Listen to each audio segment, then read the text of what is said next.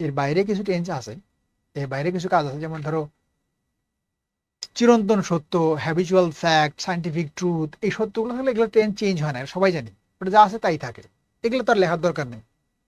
এইটুকু জানলেই তোমার 1 নাম্বার কিন্তু প্রায় কমন। এখান থেকে বাড়তি একটা জিনিস তোমার জানতে হবে শুধু, সেইটা কি, সেইটা হচ্ছে কখনো কখনো কি হয় যে এই ইফের জায়গায় হ্যাড বসে, শুরুতে হ্যাড বসে যায়, ঠিক আছে? যদি বলে যে had I the wings of a bird, ভালো করে খেয়াল করো কি বলতেছি, এটা খুব ভালো করে খেয়াল করো। যদি এই কন্ডিশনাল সেন্টেন্সে হ্যাড শুরুতে বসে, তাহলে ওই হ্যাডটার অর্থ হবে ইফ। যেমন had I the wings of a bird, যদি আমার পাখির মতো ডানা থাকতো, তাহলে এটা মানে কি যদি। ওই খেয়াল করবে একই নিয়ম, যে জাস্ট খেয়াল করবা যে হ্যাডের পরে কি ভার্ব আর একটা আছে কি নাই। হ্যাডের পরে যদি ভার্ব থাকে, দেখো শুধু খেয়াল করবা যে হ্যাডের পরে ভার্ব, হ্যাড প্লাস ভিতরি আছে কিনা, বাস। এই হ্যাডের পরে দেখো এখানে কোনো ভার্ব নাই, ভার্ব আছে কোথাও ভার্ব নাই। হ্যাড দ্য উইংস মানে শুধু হ্যাড আছে, হ্যাডের ভার্ব নাই। তো যদি হ্যাডের পরে ভার্ব থাকে তাহলে হবে উড হ্যাভ বা কুড হ্যাভ, খেয়াল করবা উড হ্যাভ বা কুড হ্যাভ।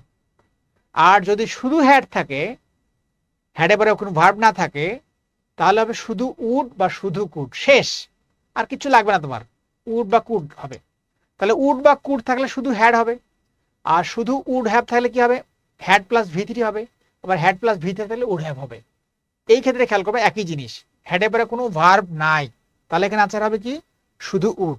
তাহলে had I the wings of a bird I dash fly in the sky, fly, তাহলে এই ফ্লাই যে কি হবে উত্তরটা, উড হ্যাভ হবে না উড হবে? উড হ্যাভ হবে না, শুধু উড হবে। কেন উড হবে? যে এখানে শুধু হ্যাড আছে, হ্যাডের পরে কোনো ভার্ব নাই, বুঝছো? যদি বলে হ্যাড আই বিন